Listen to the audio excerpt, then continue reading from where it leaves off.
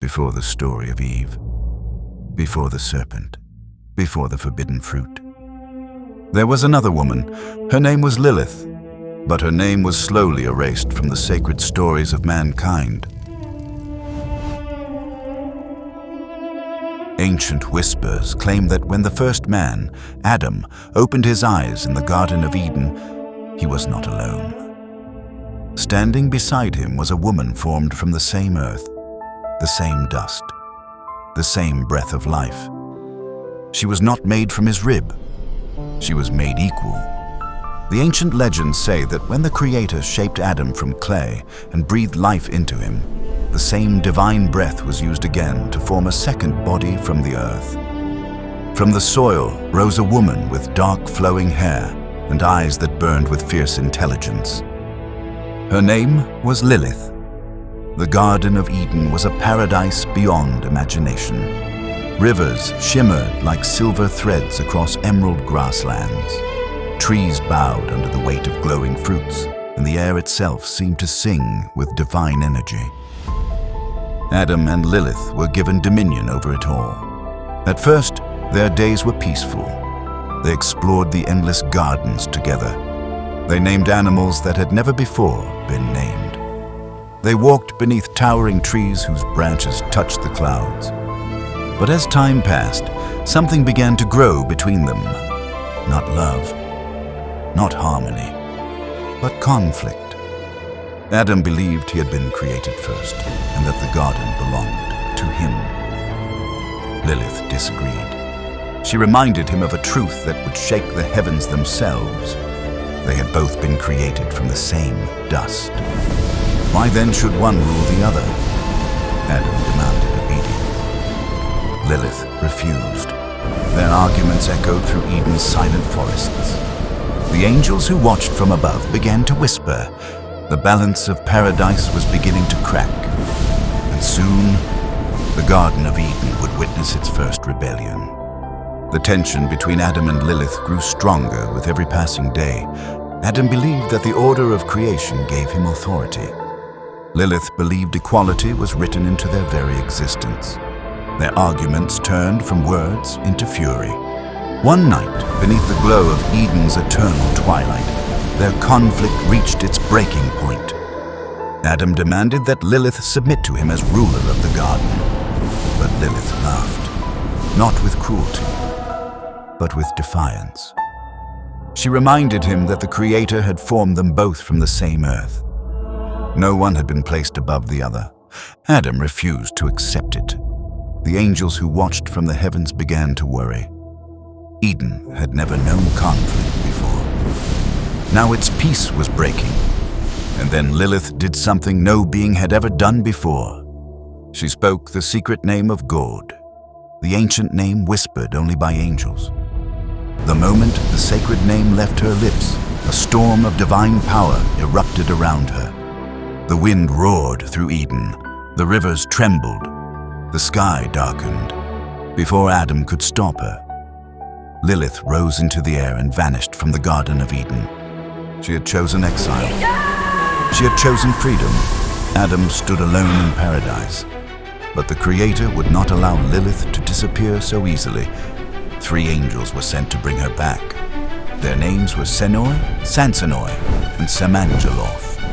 They searched the earth until they finally found Lilith beside the dark waters of the Red Sea. There she sat, staring into the endless waves. When the angels commanded her to return to Eden, Lilith refused. She would never again kneel before Adam. And with that decision, her destiny changed forever. After leaving Eden, Lilith wandered through the wild lands of the early world. The earth beyond paradise was not gentle. Storms roared across empty plains. Mountains trembled with fire. The night was darker than anything Eden had known. Yet Lilith survived. Some ancient traditions claim she encountered something in the wilderness, something older than humanity, something that had fallen from heaven. The stories differ, but many say Lilith became the companion of Samael, a powerful fallen angel. Where Eden had once been filled with divine light, Lilith now walked among shadows. Over time, strange beings began to appear. Creatures born from the union between Lilith and the dark forces that roamed the night. These beings were neither human nor angel. They became known in ancient legends as demons. According to some myths, Lilith gave birth to hundreds of these spirits every single day. But the angels had not forgotten her rebellion. The three angels returned with a terrible warning. If Lilith refused to return to Eden, many of her children would die each day. Lilith accepted the curse, but she made a vow in return. She would wander the night forever, entering the dreams of humans. Some stories claim she became a spirit of temptation. Others say she became a protector of women who refused oppression. To some, she was a demon. To others, she was the first symbol of rebellion. But her story was far from finished, because while Lilith walked the earth, back in Eden, Adam had been given another companion. Her name was Eve. After Lilith disappeared, Adam once again stood alone in Eden. The garden was still beautiful, but something was missing: companionship. So the Creator decided to form another woman. But this time, things would be different. Instead of forming her from the same earth as Adam, she was created from his rib. Her name was Eve. Unlike Lilith, Eve was gentle and curious.